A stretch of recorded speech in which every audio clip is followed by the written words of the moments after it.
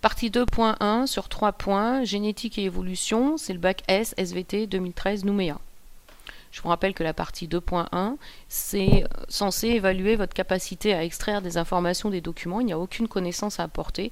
Tout doit être extrait des documents qu'on vous propose.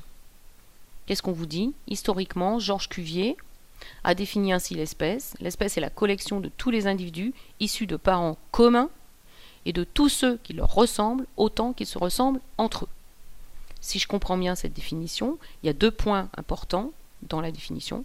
Premièrement, une ressemblance morphologique et deuxièmement, une capacité à se reproduire pour former une descendance qui est fertile. En utilisant cette définition et les documents ci-dessous, citez 2 arguments en faveur de l'appartenance de ces 2 tritons à la même espèce et 2 arguments qui permettent d'en douter. Étant donné que la définition est partie sur 2 axes, ça se ressemble, ça se reproduit entre eux pour donner une descendance fertile. Je vais prendre des arguments dans chacun de ces cas. Donc, est-ce qu'ils sont morphologiquement identiques?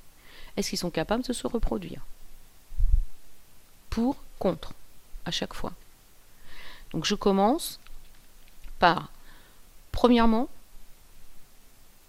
2 arguments pour dire qu'il s'agit de la même espèce. Premier argument, je le prends dans le document 1A, puisque je prends de la morphologie. Morphologiquement, ces 2 tritons ont tous les 2 des taches sur le corps et une crête, au niveau du corps, au niveau de la queue.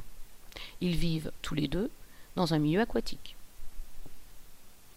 Ils se ressemblent morphologiquement. Ils peuvent appartenir à la même espèce. Deuxième chose, document 1B, je m'aperçois que ces 2 types d'individus, triton à crête et triton marbré, ont une zone de cohabitation. À l'intérieur de cette zone de cohabitation, même si les parades sexuelles sont différentes, j'ai des hybridations. Ces hybridations donnent des hybrides femelles à une descendance fragile, mais descendance possible. Ces 2 populations cohabitent, sont capables de se reproduire pour former une descendance femelle fertile. Ça, c'est les arguments pour. Il s'agirait, dans ces conditions, de la même espèce. Maintenant, 2 arguments contre. Premier argument contre, je reprends mon document 1A. Qu'est-ce qui se passe au niveau de la morphologie? Au niveau de la morphologie, d'accord, ils ont tous les 2 une crête, d'accord, ils ont tous les 2 des taches, mais si je regarde bien, le triton à crête, les taches, elles sont plutôt sur le ventre plutôt que sur tout le corps, et en prime, la crête, elle est dentelée, alors que si je regarde le triton marbré, il a des taches sur tout le corps, et la crête, elle est plutôt lisse, elle n'a pas les mêmes crénelures que le triton à crête. Dans ces conditions, je peux considérer que morphologiquement parlant, il y a des différences, c'est un peu dissemblable, et ce seraient donc 2 espèces différentes. Ensuite, je reprends mon document 1B. Est-ce qu'ils sont vraiment compatibles entre eux dans la zone de cohabitation?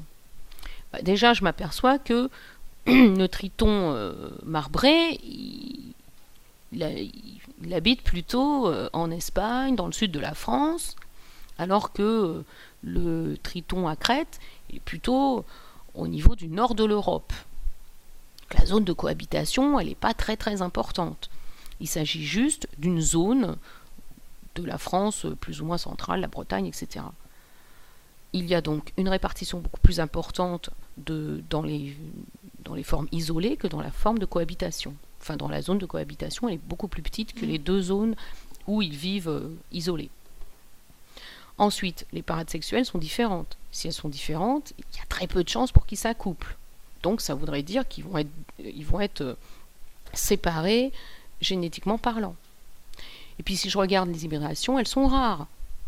Donc il y a vraiment très peu de chances qu'ils se reproduisent entre eux.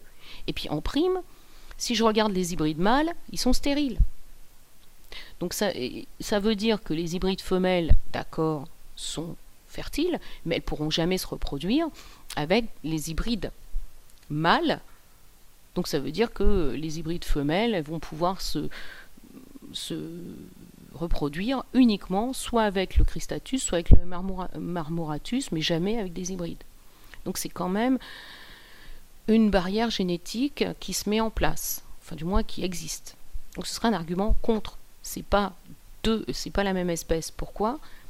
Parce que déjà la zone de cohabitation est très faible, que la reproduction est très rare, et qu'en prime, lorsque la reproduction se fait, les mâles sont infertiles, sont stériles. Il y a une partie des descendants qui sont stériles.